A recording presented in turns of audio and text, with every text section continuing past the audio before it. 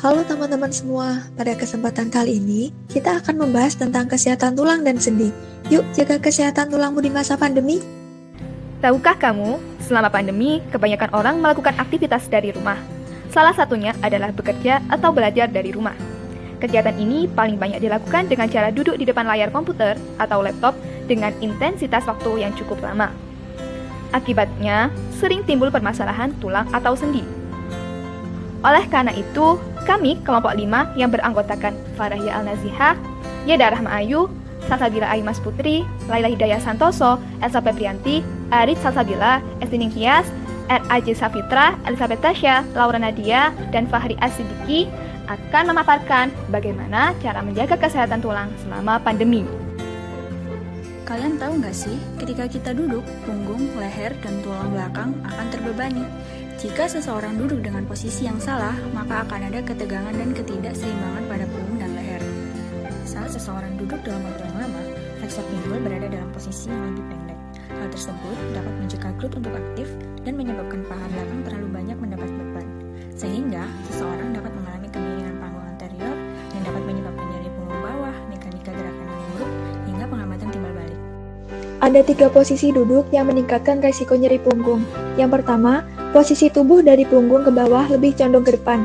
Postur duduk seperti ini menyebabkan banyak tekanan pada punggung bagian bawah, sehingga cakram intervertebralis yang merupakan bagian tulang belakang untuk bantalan dapat terganggu. Akibatnya, rasa sakit dapat muncul karena gangguan tersebut. Selanjutnya yaitu posisi kepala maju. Kepala yang terlalu condong ke depan dengan waktu yang lama dapat membuat nyeri punggung, karena leher dan punggung menopang posisi kepala yang terlalu maju sehingga dapat menyebabkan ketegangan pada otot penopang leher. Yang terakhir yaitu posisi tubuh yang terlalu condong ke depan. Dengan posisi seperti ini, tulang belakang tidak mendapatkan dukungan dari tubuh. Posisi ini dapat menyebabkan ketegangan otot dalam jangka waktu yang panjang. Penyakit tulang dan sendi yang timbul akibat duduk terlalu lama. 1. Low back pain. Low back pain atau LBP adalah nyeri yang terjadi pada daerah tulang punggung bagian bawah atau pinggang bagian bawah dan dapat menjalar ke kaki.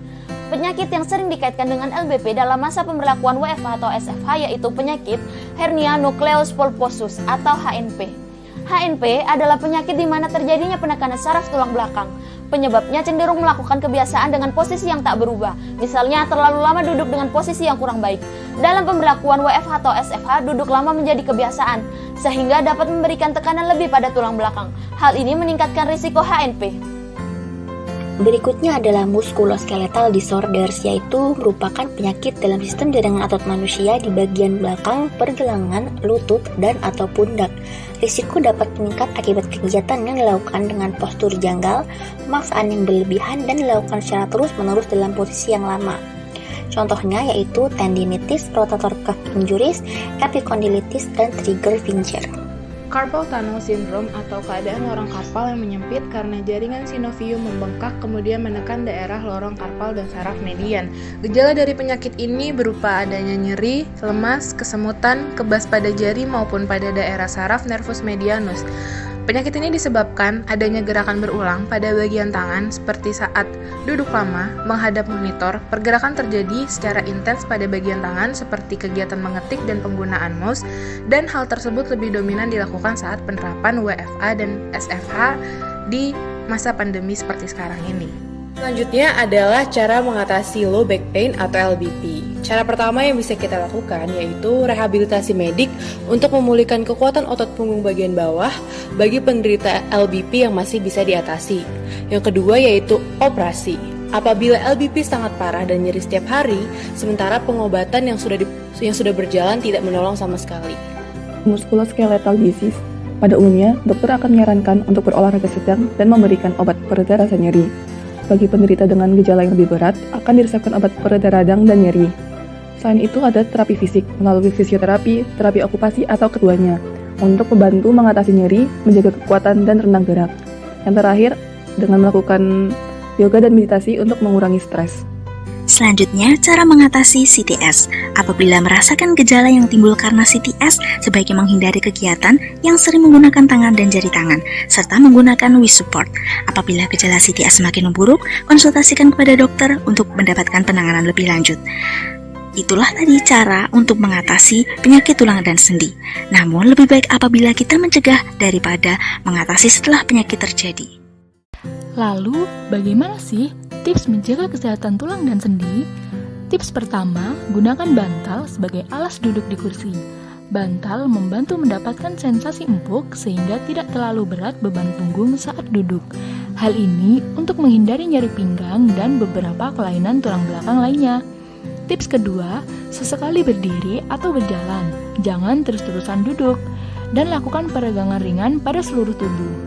Tips ketiga, letakkan laptop, HP, atau media lainnya dengan posisi tepat di depan pandangan mata. Untuk tips selanjutnya adalah mengonsumsi kalsium dalam jumlah yang cukup yang bisa didapatkan dari susu, kacang almond, dan tahu.